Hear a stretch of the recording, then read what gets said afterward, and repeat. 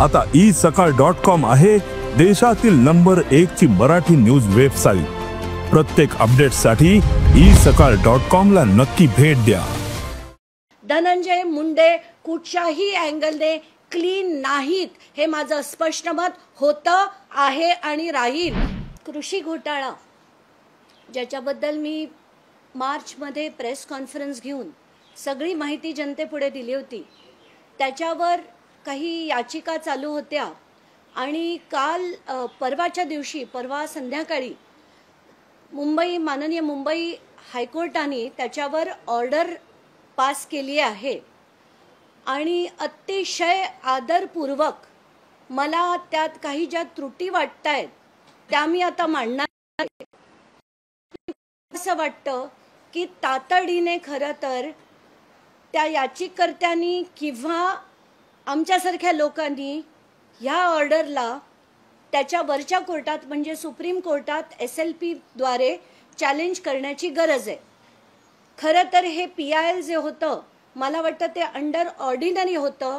मी जर त्या जागी असते तर हे PIL मी क्रिमिनल लिटिगेशन फाईल केलं असतं, अंडर क्रिमिनल PIL म्हणून मी ते फाईल केलं असतं। आता याच्यातल्या गोष्टी जर आपण बघितल्या तर कोर्टापुढे जे मांडलं जातं कोर्ट त्या बघून तपासून त्याच्यावर निर्णय देतं। शासनातर्फे जे वकील होते त्यांनी अतिशय शातीरपणे कोर्टापुढे ज्या गोष्टी मांडल्या त्या चुकीच्या कशा होत्या या आता मी तुम्हाला काही त्यातले महत्त्वाचे मुद्दे सांगणार आहे। पहिलं म्हणजे ऑर्डरमध्ये असं लिहिलंय, मुद्दा क्रमांक 22 वर लिहिलंय की 2 GR होते, एक 5 डिसेंबर 2016चा आणि दुसरा GR जो होता तो 12 मार्च 2024चा। तर कोर्टापुढे जे वकिलांनी मांडलं ते असं मांडलं की हे दोन्ही GR वेगवेगळ्या डिपार्टमेंटचे असल्यामुळे त्यांच्या दोघांचा संबंध नव्हता। तर हे अतिशय चुकीची मांडणी त्यांनी केली।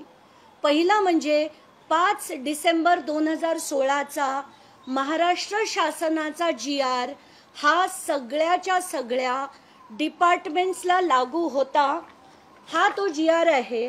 या GR मध्ये स्पष्टपणे नमूद आहे की सोबत जोडलेले परिशिष्ट A मध्ये दर्शवण्यात आलेल्या वस्तूच्या कोणत्याही योजनेअंतर्गत खरेदी करून लाभार्थ्यांना वाटप वितरित करता येत नाही। हे 5 डिसेंबरचा हा जो GR आहे त्याच्यात का DBT थ्रू करण्यात यावं ते दिलेलं आहे। DBT थ्रू कुठल्या कुठल्या गोष्टी आहेत, 44 गोष्टी ज्या आहेत त्या सुद्धा याच्यात नमूद आहेत आणि त्याच्यात ते पंप पण आहेत, ती कीटकनाशक पण आहेत, कीटकनाशके पण आहेत आणि हा GR हा सगळ्या डिपार्टमेंटला पाठवण्यात आला होता।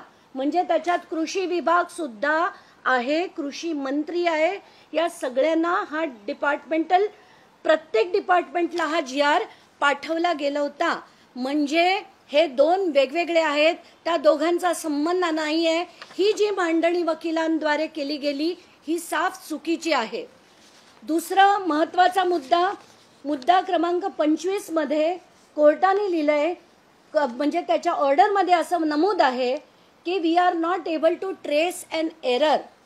आता ह्याच्यात खरं काय मी तुम्हाला सांगते, ह्याच्यातल्या भ्रष्टाचाराचा जो अँगल आहे तो कुठेही बाहेर आलेला नाही।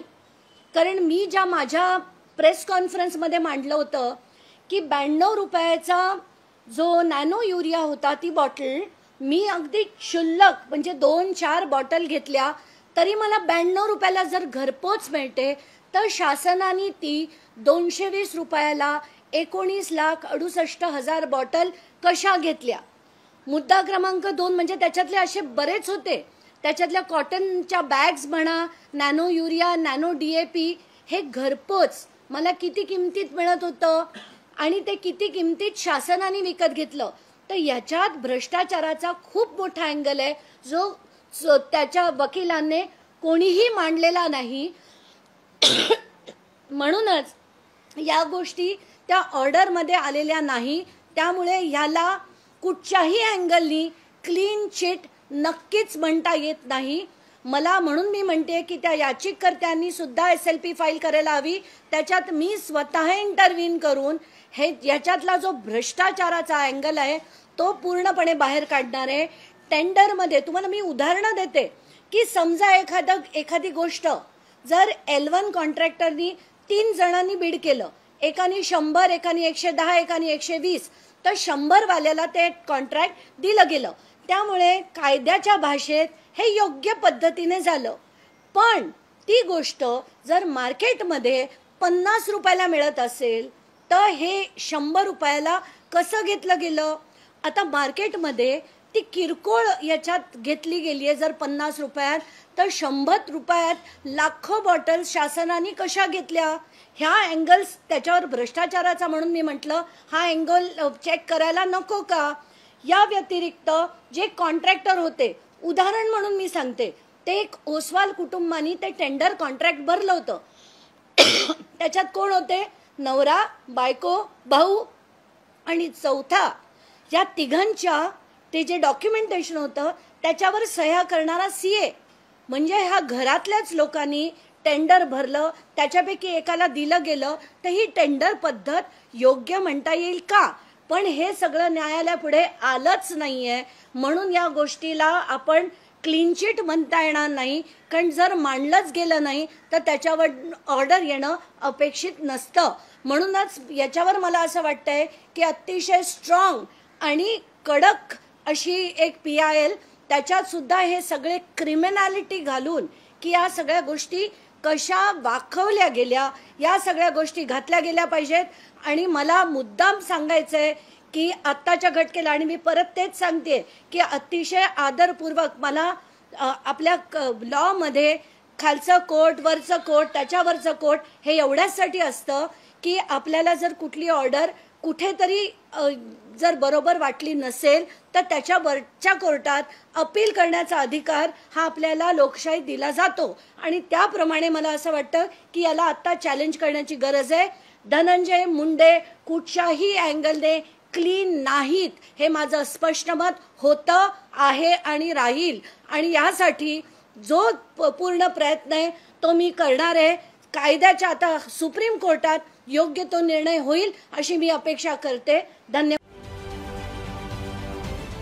महाराष्ट्रातील सर्व बातम्यांचे विश्वासार्ह व्यासपीठ. सकाळच्या सर्व सोशल मीडिया प्लॅटफॉर्मला लाईक, फॉलो आणि सबस्क्राईब करा. तसंच सर्व नोटिफिकेशनसाठी बेल आयकॉन प्रेस करायला विसरू नका.